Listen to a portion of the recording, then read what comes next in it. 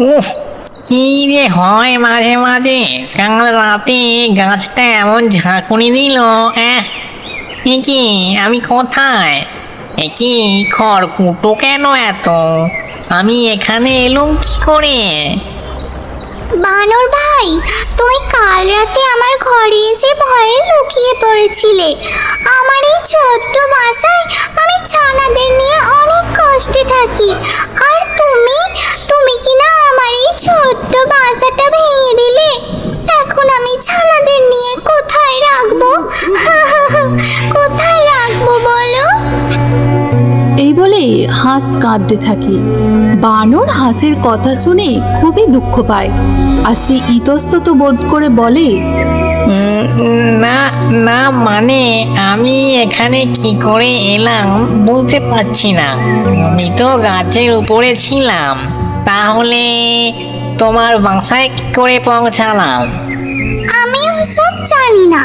এখন আমার ভাজা ভেঙে গিয়েছে, আমি সর্বশান্ত হয়ে গিয়েছি। এখন আমার কি হবে? আমি কোথায় থাকবো ছানাদের নিয়ে? না না হাসুন, তুমি কেঁদো না, কেঁদো না। আমি তোমার নতুন বাসা বানিয়ে দিচ্ছি। এই দেখো, নাও, নাও। এই বলে বানর হাঁসের বাসা ঠিক করে দেয়।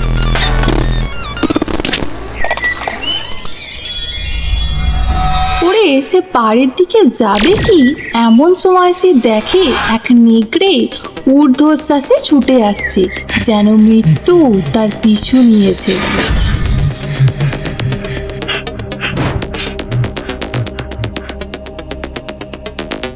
কি নেকড়ে এইভাবে দৌড়ে কেন গেল?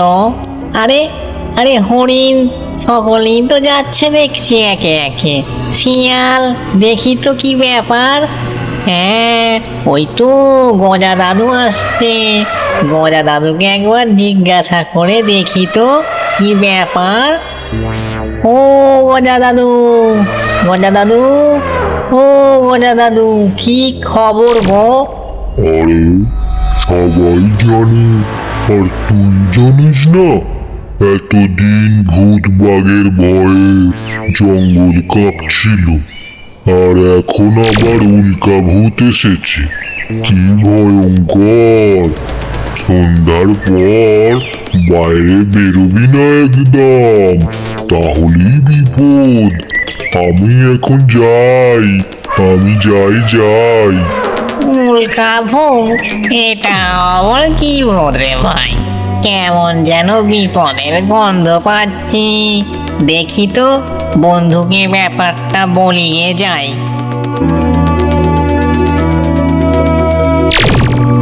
জঙ্গলের ভিতরেই ঢুকেছে, ওকে খুঁজে বের করো, না হলে জঙ্গলের প্রাণীদের জীবনহানি হতে পারে। হ্যাঁ ম্যাম, আমি জঙ্গলের কিছুজনকে সঙ্গে নিয়ে যাব।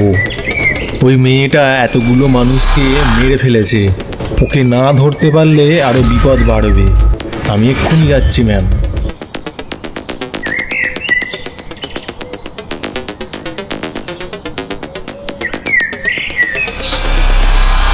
অরুণ চলে যায় জঙ্গলে।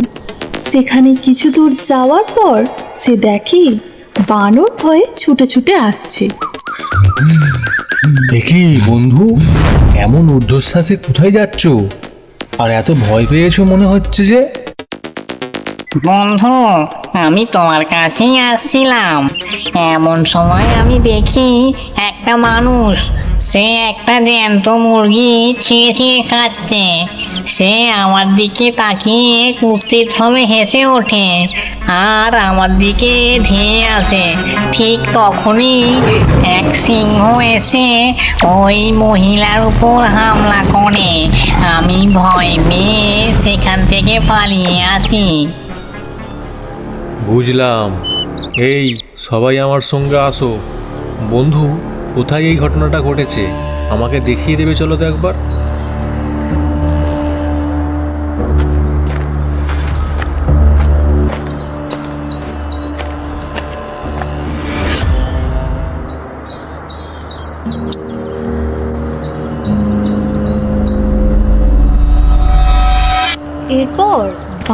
ফরেস্ট অফিসার অরুণ আর বাকি লোকজনদের নিয়ে সেই জায়গায় পৌঁছে দেখে এক বীভৎস ঘটনা। সেই মেয়েটির গলা দু ফাঁক হয়ে পড়ে আছে, সে এখন মৃত।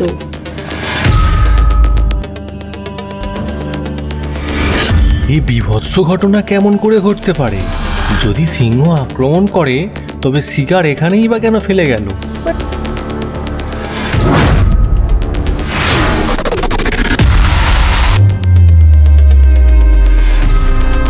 বন্ধু, আমার মনে হয় এটা উল্কাপিতেরই কাণ্ড। ওই মানুষ আর পশুদের শরীরে ঢুকে এমন হত্যালীলা চালাচ্ছে। ওই দেখো বন্ধু, সিংহর পায়ের ছাপ। সিংহ ওই দিকেই গিয়েছে যেন।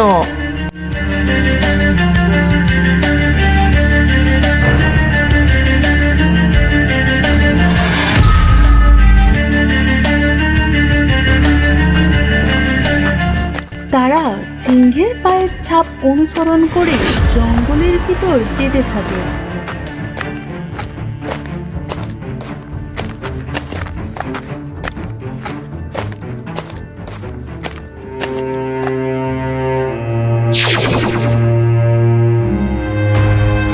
তারা সিংহের পায়ের ছাপ অনুসরণ করে জঙ্গলের ভিতর যেতে থাকে, আর ভয়ে তাদের প্রাণ উড়ে যাওয়ার জোগাড় হয়। সাহেব, এই তো যেন মৃত্যু কূপে এসে পড়েছি।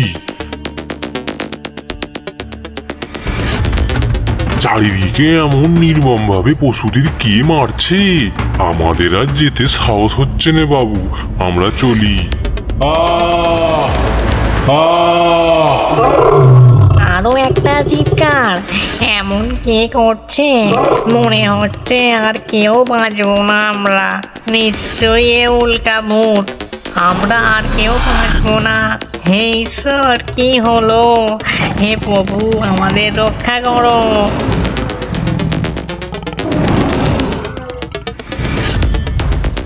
এইসব ভাবতে ভাবতে হঠাৎ পিছন থেকে কে যেন একজন প্রহরীকে ছিনিয়ে নিয়ে গেল।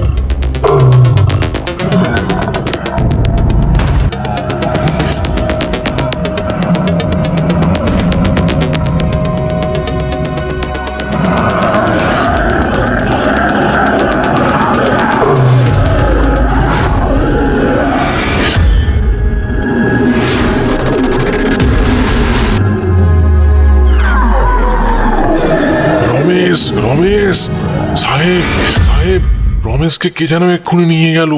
এই তো ছিল এক্ষুনি। হ্যাঁ, চলো চলো, ওই দিকটা যাই। তবে এখনো বেশি দূর যেতে পারিনি হয়তো।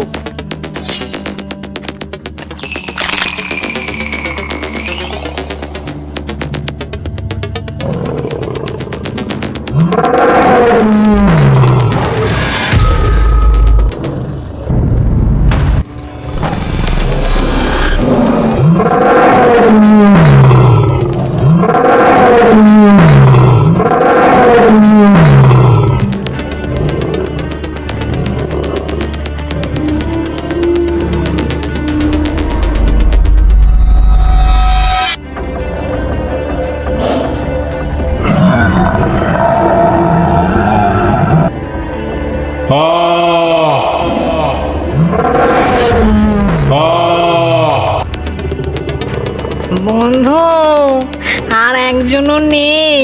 কোথায় গেল? আজ আর কেউ বেঁচে ফিরবো না আমরা। আমাদের এই সুন্দর নিরাপদ জঙ্গলটা কে যেন গ্রাস করেছে।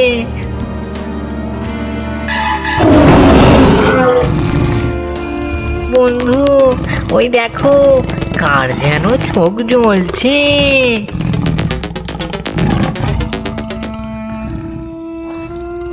সাহেব, ওইটা যেন সাক্ষাৎ শয়তান। আর না এগিয়ে ফিরে চলুন, না হলে প্রাণ লয়ে আর বাড়ি ফিরতে পারবো না। বন্ধু, চোখ দুটো যেন বেশি জল জল করছে। মনে হচ্ছে আমাদের দিকেই আসছে। পালাও পালাও, কে কোথায় আছো? পালাও সবাই। অরুণ দেখে সিংহটা তাদের দিকেই ছুটে আসছে। প্রথমে সে কিছুটা হতভম্ব হয়ে গেলেও সাথে সাথেই সেখান থেকে ছুট লাগায়। অন্যদিকে গ্রামের লোকটি ভয়ে গ্রামের দিকে ছুটতে ছুটতে এক নিমেষেই উধাও হয়ে যায়। সিংহের এমন বীভৎস গর্জন তো কখনো শুনিনি। অরুণ আর সকলে জঙ্গলের ভিতরে গিয়েছে, ওদের কোনো বিপদ হলো না তো? আরে গ্রামের ওই লোকটা না?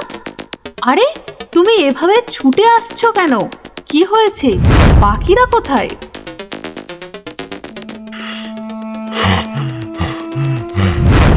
সবাই সবাই মরে গেছে, সবাই মরে গেছে, সবাইকে মেরে ফেলেছে আমাদের। আপনিও চলে যান, আপনিও চলে যান এখান থেকে, না হলে ও আসছে, ও আসছে। আমি পালাই, পালাই বাবারে। এই বলে লোকটি দৌড় দেয়। তার কথা শুনে পিছন ফিরে তাকাবে কি ঈশিতা ম্যামের প্রাণ উড়ে যাওয়ার জোগাড় হয়। সিংহটি এক পা করে এগিয়ে আসছে ঈশিতা ম্যামের দিকে, আর ঈশিতা ম্যাম এক পা করে পিছিয়ে যাচ্ছে। হঠাৎ সিংহটি ঝাঁপিয়ে পড়ে ঈশিতা ম্যামের উপর। Ishita ma'am, ma'am. কিছুক্ষণ নিস্তব্ধ। ঈশিতা ম্যাম ভয়ে ভয়ে চোখের উপর থেকে হাত সরায়। সে দেখে সিংহটি হাওয়ায় ভাসছে। এটা কিভাবে সম্ভব? সাধু মহারাজ, কে আপনি? আমার প্রাণ বাঁচালেন। আমি বহু বছর ধরে এই জঙ্গলে তপস্যা করছিলাম, কিন্তু উল্কাপাতের ফলে এই ভূমিতে এক গভীর গর্তের সৃষ্টি হয়েছে। বহু বছর ধরে ওই স্থানে এক রাক্ষসী আত্মাকে বন্দি করে রাখা হয়েছিল। উল্কাপাতের ফলে ওই বন্দি আত্মা আজ মুক্তি পেয়ে যায়, আর এইভাবেই সে হত্যালীলা চালাতে থাকে। এখন আমি ওকে বন্দি করেছি, তোমরা এখন সুরক্ষিত। এই বলে সাধু অদৃশ্য হয়ে যায়। সিংহের কিছুক্ষণ পর জ্ঞান ফিরে আসে। সেও ধীরে ধীরে জঙ্গলে ফিরে যায়। অরুণ আর ঈশিতা ম্যাম ফরেস্ট অফিসে ফিরে আসে। বানর জঙ্গলে ফিরে যায়।